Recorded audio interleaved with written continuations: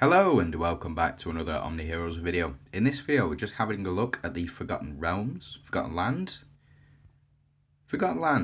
Crimson Town. Now this is the setup that I have been using in order to pass through all the way from floor 180. So if we jump into my clear records, we go all the way back through, so clear floor 180 up to 240 currently, and I will be getting to floor 250 I suspect with this particular build.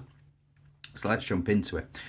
First things first, I think Ra kind of is required for this. You can change Ra for Elmer, I've found, but Elmer is a less consistent approach. The reason for that is because at the very start of battle, you want as much protection as you can possibly afford, and Elmer cannot provide the protection that Ra does. The reason for that is because these guys are hitting for 10 to 15 every single round. So we don't have enough Holy Shield, unfortunately, to save us from that, which is why Ra absorbing that damage makes it all the more impactful when she does, and it just allows us to survive the first couple of hits before we get the chance to proc our relics. Something else to note as well, if you do have a copy of Cleo, so a copy of Cleo at 7 stars, you can run Cleo in this spot. The reason that you would run Cleo in this spot is because of the additional Holy Shield that she does provide on every single upkeep. So it does give Ra a bit more protection, and also the rest of your team a bit more protection as well. You also have Leandra here, who does provide Holy Shields every single round by sacrificing her minion. When she does sacrifice the minion that she brings onto the table, she provides the entire team with a stack of Holy Shield as well. Wuatan, very, very strong in this particular event, and the reason for that is because of her protect function. So what will happen is Wuatan will steal one of the enemies on this side, so one of the tortured souls, or even Emily herself will jump over into this extra slot when Wuatan does her ultimate. Because the enemies have such high health pools, as is effectively what can happen, or what does happen, and it has been happening consistently, is that whenever the enemies attack, all of the damage will go onto that extra slot then. So it does allow for you to survive the entirety of the 3 rounds that you do control one of these units in the extra slot, and then the unit in the extra slot will go back to the enemy team, and Wuatan will steal again. So it might be better for me to show you a specific run. Again, this has happened consistently from level 180 all the way up to floor 242 as well. And then what we'll do at the end of this video, once we've shown off how this interaction works, effectively you do win because Wu steals an enemy. So Ra will go down here, no two ways about it. You just don't have enough Holy Shield stacks in order for her to survive. As you can see, the protect function kicking in, sanctuary kicking in as well. With other builds like using Orphelia, for example, with that sanctuary, using Lamia, for example, with the sanctuary, you are relying more on RNG than anything else, whereas this is a systematic approach, and it does work consistently every single time. The reason that Arkdina is in here is because she does counter what the enemy boss is doing. So as you can see here, we do now have 6 out of 5. So we have an additional unit on the battlefield. Unfortunately, Leandra does execute those summons, or that she absorbs them, whatever you want to say. But effectively, now what will happen is, as you can see, we are currently protected with thanks to our relics. So yeah, as I was saying, with the relics, you've got Flame Banner, 5-star Flame Banner. It is kind of required for this because you do need those 8 stacks of Holy Shield right at the start of battle, just to get you through the initial couple of rounds, and enemies cannot break through that defense with what's going on here. So every time an enemy will attack, the damage will be transferred over to this extra slot here. That's what Wu's protect function does, which is why we're able to retain so much Holy Shield as well. We use Blades of Chaos for an additional 2 stacks of Holy Shield, and then we use the Exorcism Cauldron as well. We saw that proc just a bit before. It is after casting the for the next 1 round, damage received by all allies will be absorbed by the cauldron.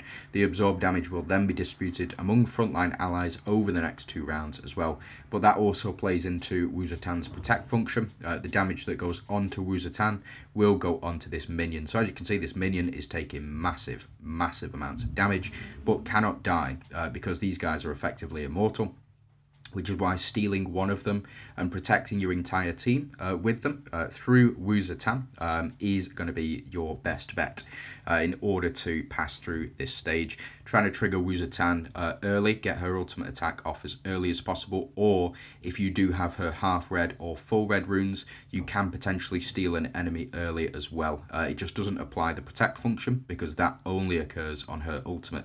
So as you can see, this minion has gone back now, and we are able to re-steal a unit here. So we're not doing any damage whatsoever, but we do steal that unit back, and then that will allow us to survive all the way through to round 7. And then Wuatan will steal once again and cauldron procs on that round 8 as well. So you get a guaranteed victory if you can get your entire team to there as well. Again, so as you can see, we have 22 or 23 stacks of Holy Shield at the moment, and that's only going to go up and up and up. So our entire team does survive. The criteria to win is have 5 allies on the battlefield. This enemy summon does count as an ally as well. So we do apply this protect function to all of our team here, and also even though this unit, this minion, does go down, we are looking to utilize Wuatan's Phantom Illusion effect in order to pass through. You just don't have enough HP to survive with Monarchs. As you can see, these guys are doing crazy amount of attacks, but it is all going onto this unit right here. So just getting 4 units to survive for long enough for the first round before Wuatan can proc her ultimate is the key. It is essential, and these are the units that I've found to do this the most consistently. Again, you can run Elma in that front slot, but he just doesn't provide that protect function that you need at the very start of battle. And again, so enemies now have 5 out of 5. We have 4 out of 5, but Wuatan will proc in this final round. We do get our protection here, so we can't take damage. We get our shielding or our holy shield stacks, and even more holy shield stacks, and then Wu will steal one of these enemies guaranteed to allow us to survive. This enemy does count towards our total number as well, so we just need to wait for this round to be over. And then what I'm going to do is I'm going to go all the way through to 250. We are going to skip each one because I'm not going to make you sit through every single battle, but what I will do is I will get to 250 in this round, and we'll take it from there. So there we go. I think this is the last one to attack. Oh no, Arkdina, of course. Arkdina needs a skin, man. She really needs a skin. Just to increase that speed slightly. But yeah, that is it. So that has been happening consistently. I've not found any issues with it whatsoever. The only issue that I had with it was when I changed out Ra for Leandra. Again, not Ra for Leandra. I changed out Ra for Elma. I did pass through a number of stages with Elma in that front slot, but it was very inconsistent. Every so often, all of my units would just die. I couldn't tell you why, because I was skipping through. I was attempting so many. But with Ra, I found it is very consistent for all of your allies to survive for that first round. And then we also get the additional trial bonuses as well if you include Atrops on the team. And if you are including Cleo on the team, you will also get that stack of Holy Shield. So again, it does all depend on what your box looks like. I don't expect that many players to be able to reach this particular stage, especially with Ra not being available in the Oracle shop. But as soon as Ra is available in the Oracle shop and you want to level this all the way up to max, I would say that these units are your best bet. You don't need them at a very high star level at all. You just need them at level 7, or sorry, 7 stars and above, I would say, in order to for this particular scenario to work, or this particular team build to work as well.